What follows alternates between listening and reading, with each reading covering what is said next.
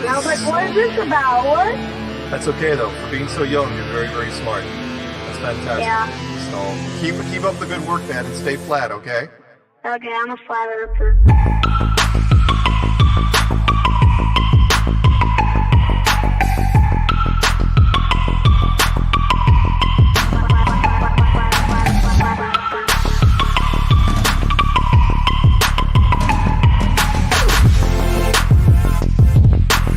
She couldn't do it.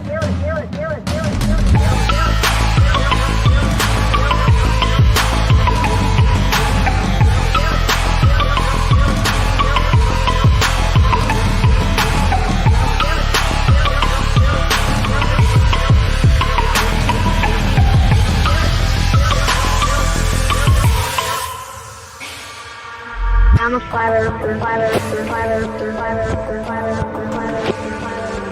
I'm a flat earther. I'm a flat earther. I'm a flat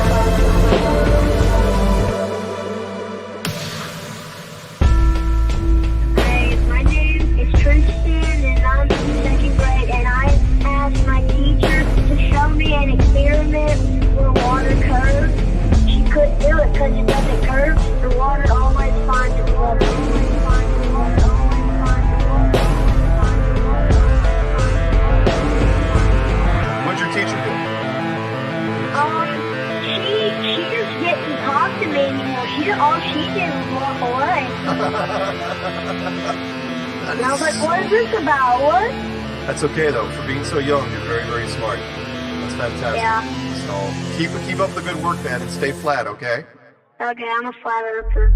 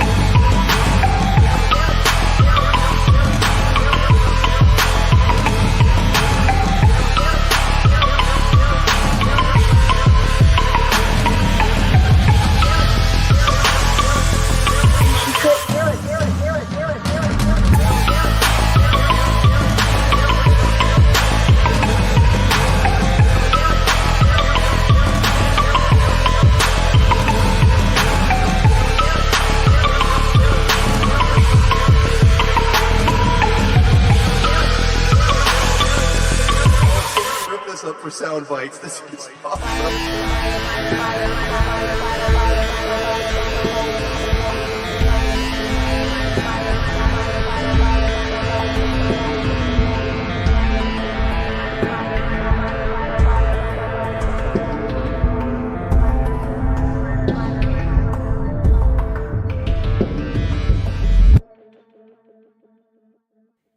All right, everyone, welcome back to Anti-Religious Scripture Study with me, Karen B., and of course, Just Jack Flat Earth.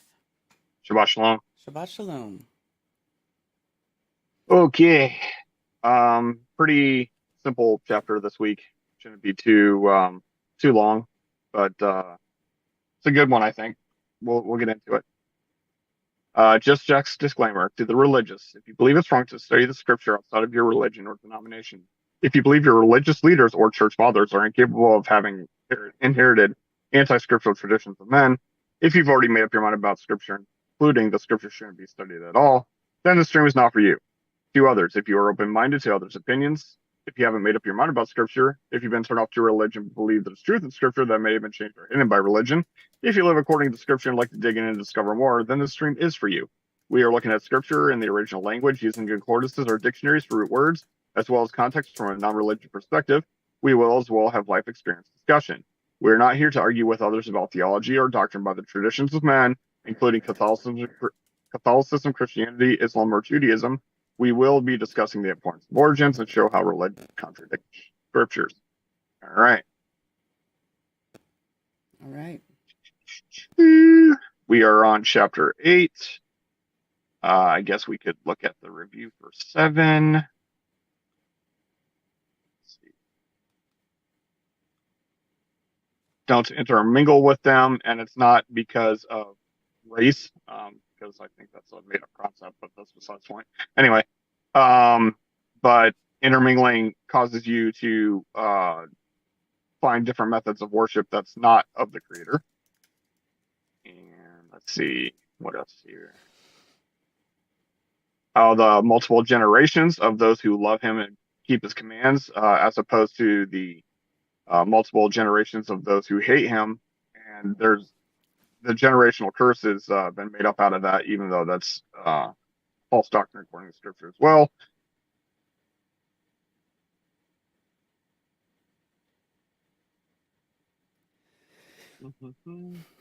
If you follow the commandments, you will not have the sicknesses of Mitzrayim. It's very important. You shall consume all the people. That's not talking about cannibalism. It's always a reminder that Yehovah your Elohim took us out of Mitzrayim, out of the bondage of men.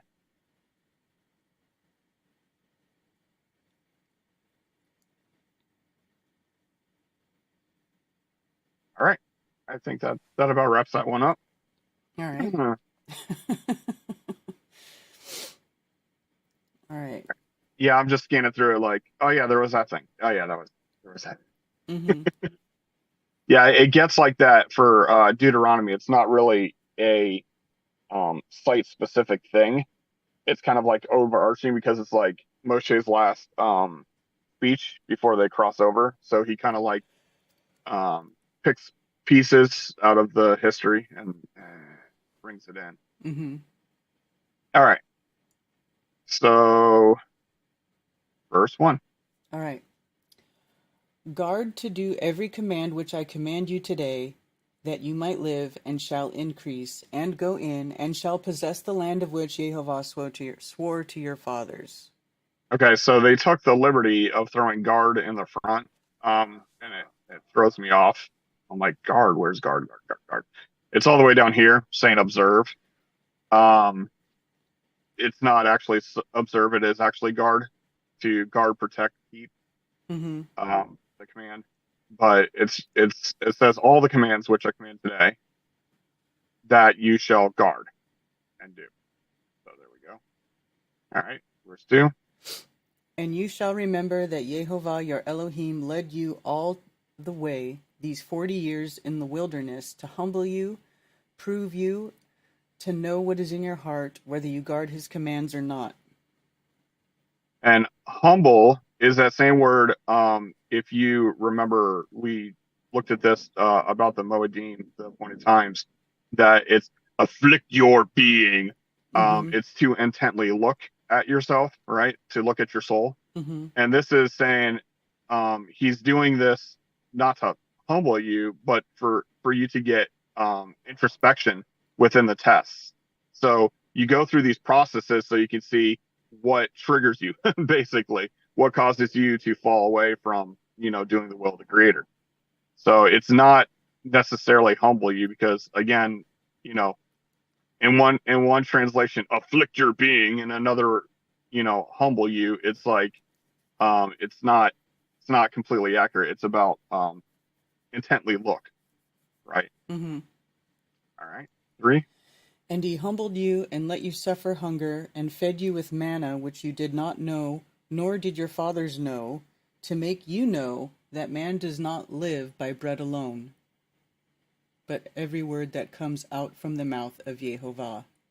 Right. So, if this sounds familiar to you, even if you've been to church a couple times, you probably heard this before when Yeshua is getting tested, that he's like, turn this rock into bread. And then this is his response. So again, Yeshua quoting from Torah to have a response of his life. And again, the beginning of the verse, starting with humbled you, is that same thing. To him intently look. All right. 4. Your garments did not wear out on you, nor did your foot swell these 40 years.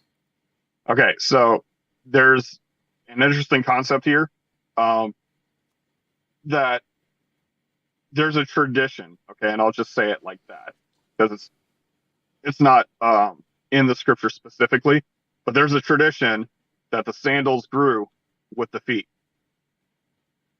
because 40 years, your clothes not wearing out, it's still you're growing, right? If you're a child, so. But there's a tradition about that.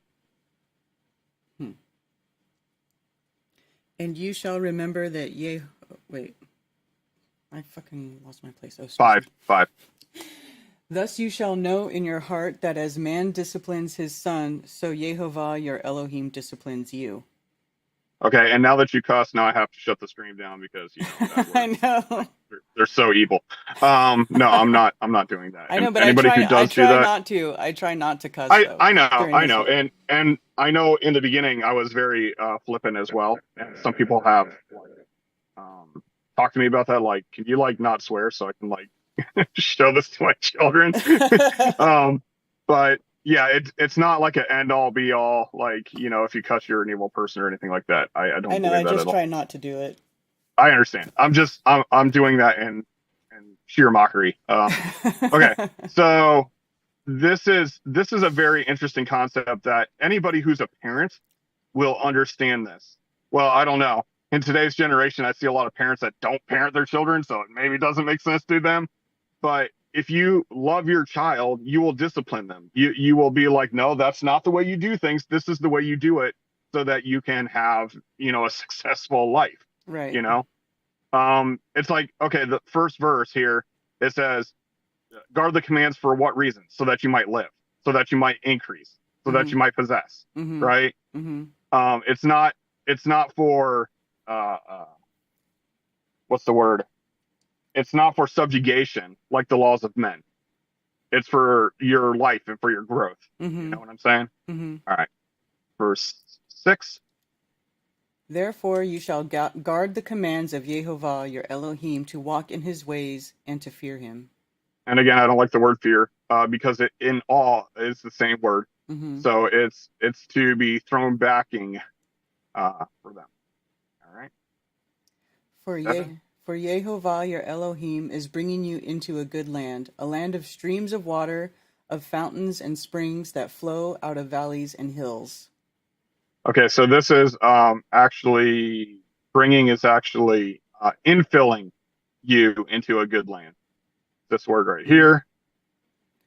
And I just want to take a side note and point out that that the Creator says that the streams of water, fountains of springs flow out of valleys and hills. It's not the ancient plumbing of a lost civilization that mined the earth before we were here. Just saying. All right. Okay. I mean, I liked it better when Weiss said source water, right?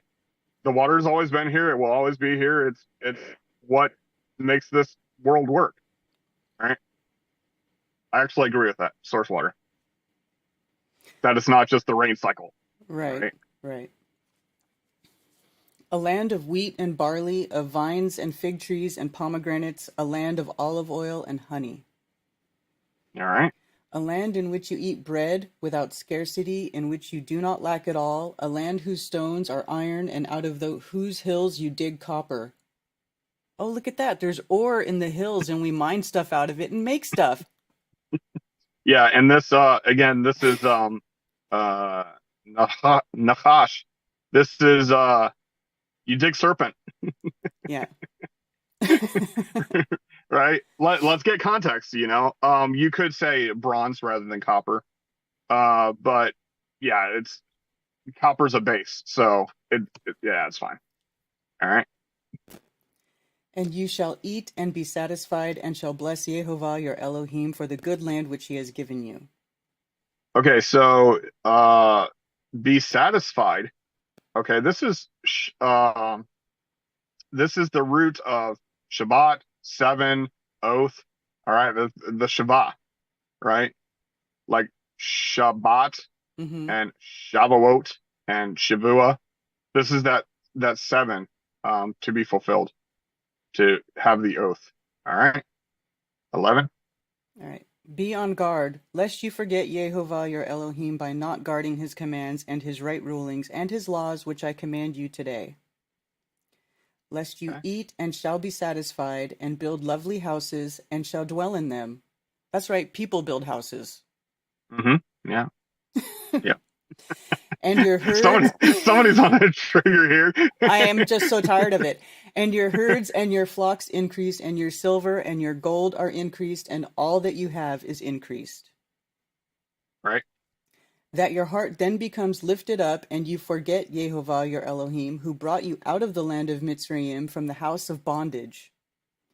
Okay, so let me get the context of this, because this is kind of like broken apart with the verses, right? Mm-hmm. So, lest you forget your Elohim by not guarding his commands, and you get fed and satisfied, lovely houses, and your herds and increase, and your silver and your gold increase, and you get nice and comfortable, and you just start living your life, and then you start, I like having this life of gold and silver, and I'll take advantage of other people, and now you've forgotten Elohim, right? Because you've gotten so comfortable in your swag. Mm-hmm. All right. Who led you through the great and awesome wilderness, fiery serpents and scorpions and thirst, where there was no water, who brought water for you out of the flinty rock? Yep. Okay, so this is Nachash, aka the serpent, and then this is Saref, which is burn. So you could actually interpret this as fiery serpents. It's actually, a pretty decent translation. But this is it's actually the fiery whisperer. And the scorpion is a very interesting word. I kind of went down a rabbit hole looking into that. They don't know where the root of scorpion came from, but I kind of see it as um, the binding, because Why don't you bring up that I word? Let's look at it. What is the word? okay, What does it show? yeah, they actually don't have it. They actually don't say. So right there where it But says H6137, that's not. Yep. No, I'll show you what I'm talking about here. All right, of uncertain derivation. Right. So the root word, figuratively a scourge or a knotted whip. So the first two letters of the ayin kof, or kof.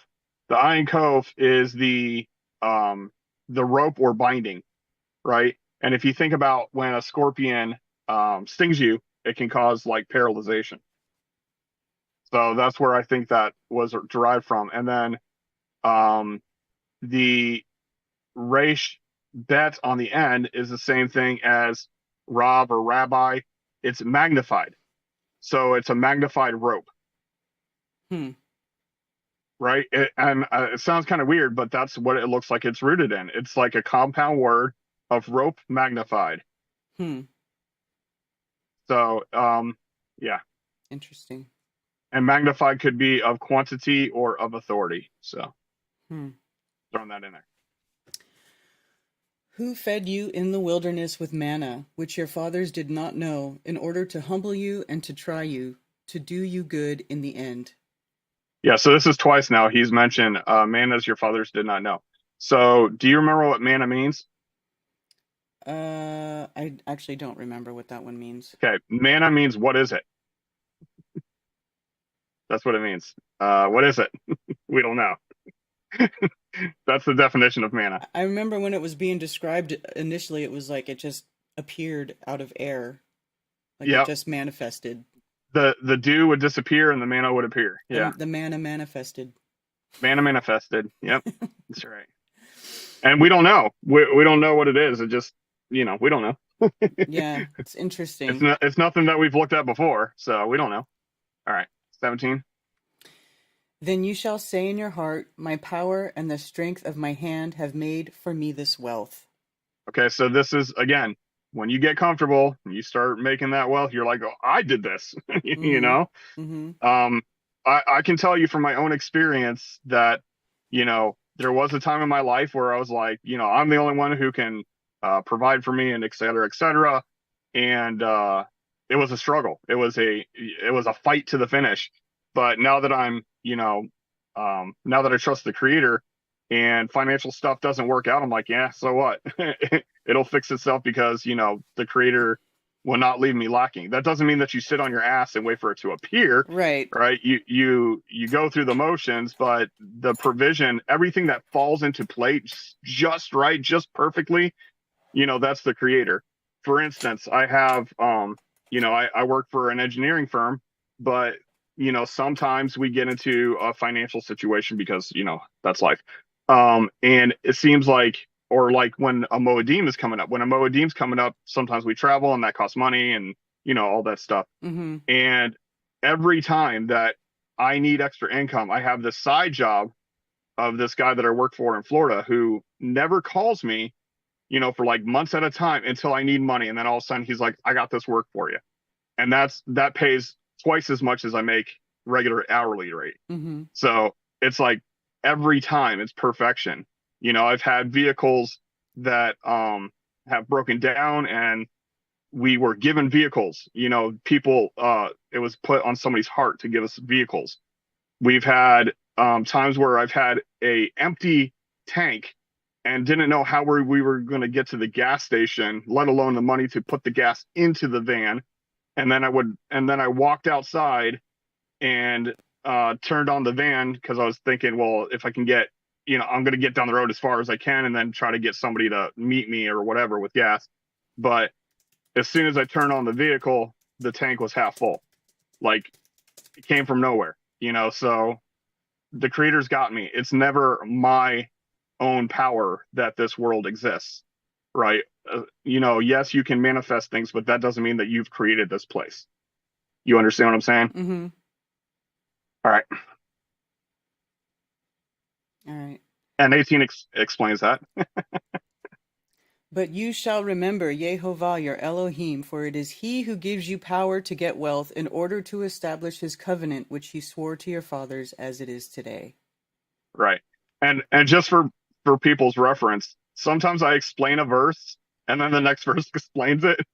And it's not because I'm reading ahead, because when I translate, I only look at the Hebrew and translate it to English. I don't read it because I'm trying to do it like, I'm not trying to do it with a bias. I'm just using the root words and translating it and then look at it compared to the translation of, but yes, we have power, but it is he who gives you power.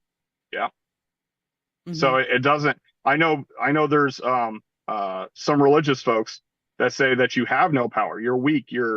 It's all from him. And but it says it's he who gives you power. You don't sit there and, wait around on the creator to provide for you and, you do nothing. You have the power, Mm-hmm. but he gives it to you. All right. Mm-hmm. 19. And it shall be, if you by any means forget Yehovah your Elohim and follow other mighty ones and serve them and bow yourself to them, I have warned you this day that you shall certainly perish. Yeah, I had a friend of mine mention that Elohim is the creator's actual name and that Yehovah is just some generic name. Okay, which is a complete backwards confusion. So Elohim is right here, and it's right here, right? Mm-hmm. So don't forget your Elohim and follow the Elohim. So if Elohim is the proper name of the creator, that does not work. All right. All right. Like the nations which Jehovah is destroying before you, so you are to perish because you did not obey the voice of Jehovah your Elohim. And then of course we see that in the future where when they start mingling too much and they start, doing their own thing, that they get kicked out of the area. All right. So Mm-hmm. shout out to Joseph Osborne, Chicago artist, Tony Coriolis, Isabella, Critical Inception, oh my gosh, Torenosuke Edo. Did I say that right? I think so. All right. Can't be sure. TC Zamman, Spicy Sarah, Boston Ray, Dennis Omeron, Bill Henry, Jay, Zulu One. What's up, Zulu? Patrick, Shifty Eye Shady. To Gregory May. I think I said Phil Henry already, but whatever. Shout out again. Valley Parks. Once in a while, we drop the F bomb by mistake. Yeah.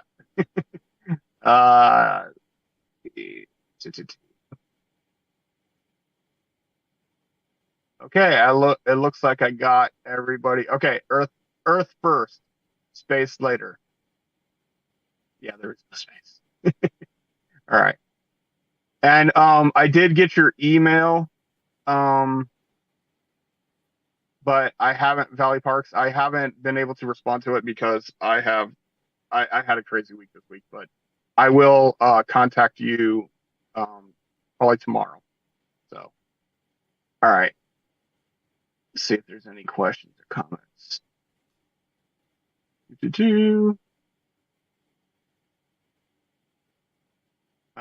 Okay. I don't know. Some of these comments, I'm like, I have no idea what they're talking about. We had a couple trolls.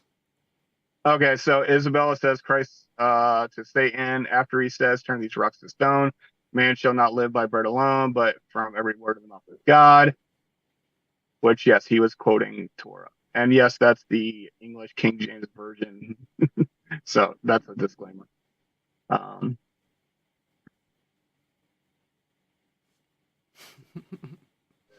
Serpent isn't a snake.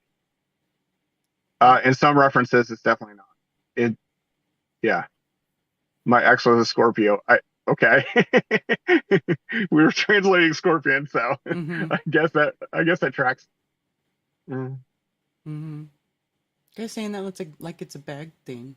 World robs you and Yah got you. I'm not going to say God because God is the deity of prosperity, but Yah got you. Yeah. Shout out to fellow crazy Scorpios. I love my Scorpio.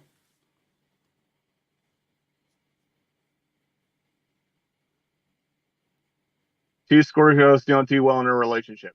Okay. That's actually typical of most zodiac signs. If you're the same sign, it's typically not going to work out so hot.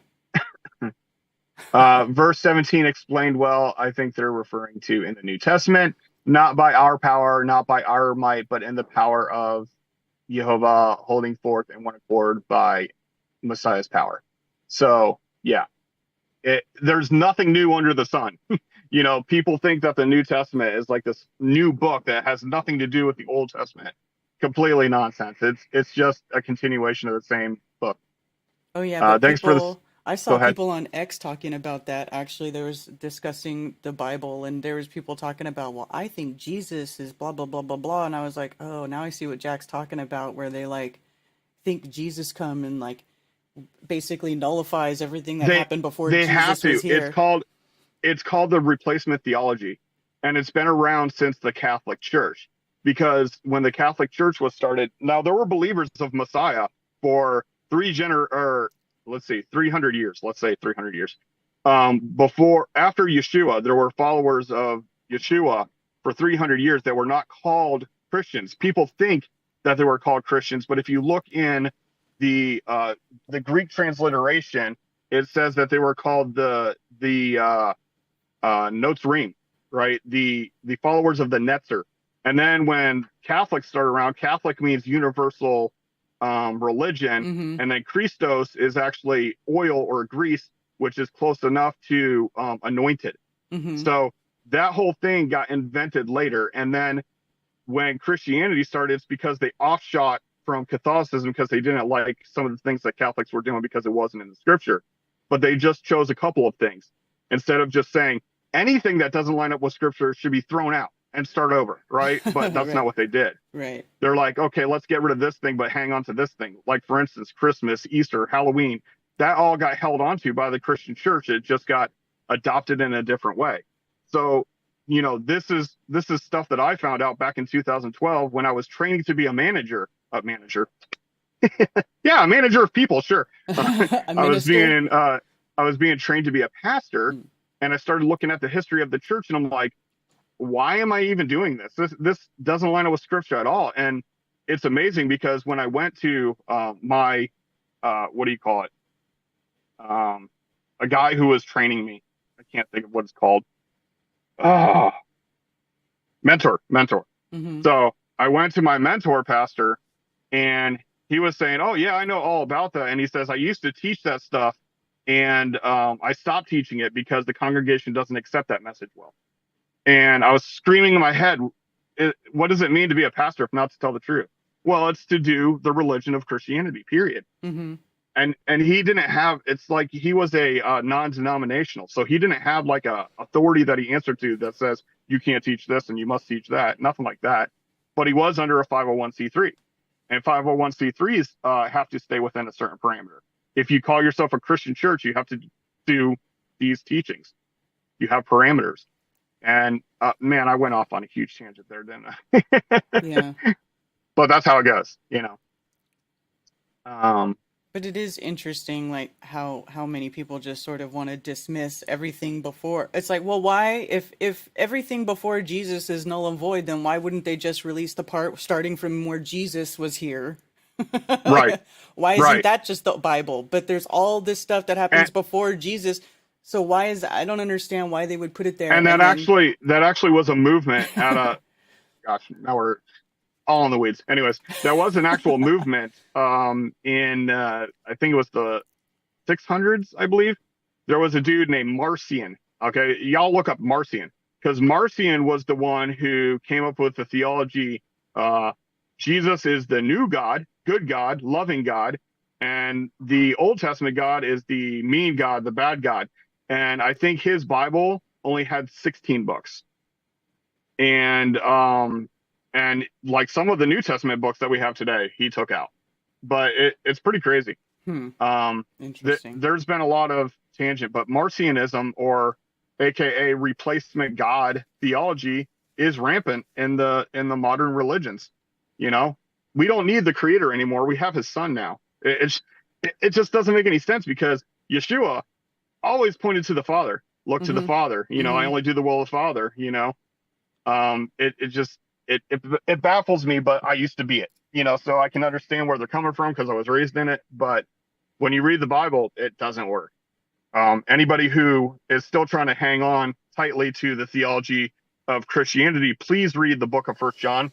And I don't mean John chapter 1 because people don't understand that there's actually a book called First John in the back of the Bible. First John, Second John, Third John, Jude, and Revelation. So read First John. It completely destroys replacement theology. The commandments were done away with. All of that stuff goes away, and that's in the New Testament. So I recommend people study First John. But anyways, yeah, huge tangent there. Yeah. All right, the followers of the way in Judea. I remember that from Ben Hur.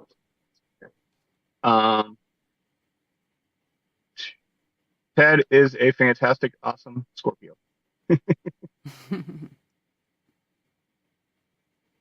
All right, I think we're yeah. For those of you who are still using the terms Jesus and God, I've gone over this many times, but they are horrible replacement words. from Yehovah the Creator and Yeshua His Son. Jesus and God, check the it out. surf and turf. That's funny. Why does that make me laugh? Surf and turf, because they go together on the plate. Yeah. There's a good quote, Isabella. Why do you call me good? Because no one is perfect but God alone. Yeah, that's Yeshua speaking. Yeah, when they called him good teacher. Like, why are you calling me good? Yeah, Christian theology. It's got its issues. Let's put it that way. Yeah. But yeah, they cannot, like, let's say, mingle the two religions. I tried that in the beginning, right? Like, worship of the Father, and worship of the replacing Jesus theology and stuff, but it doesn't work. You can't just, overarching, well, his sacrifice was done, so we can do what we want. That's basically Christian theology in a nutshell. All right, so can wrap it up. All right. Yeah. Okay, Shout everybody. out to Good Times for All. He's in there. Sorry. Yeah, and Cami, good to see you. Thank you, everybody, for being here once again for another episode of Anti-Religious Scripture Study. We always appreciate everybody who joins us, and we will see you next Saturday for another episode. So enjoy the rest of your day. Have a restful day, and enjoy the great weather and the hot sunshine this week. And we'll see you next time. Shabbat All right, shalom. Shabbat Shalom. Or still flat.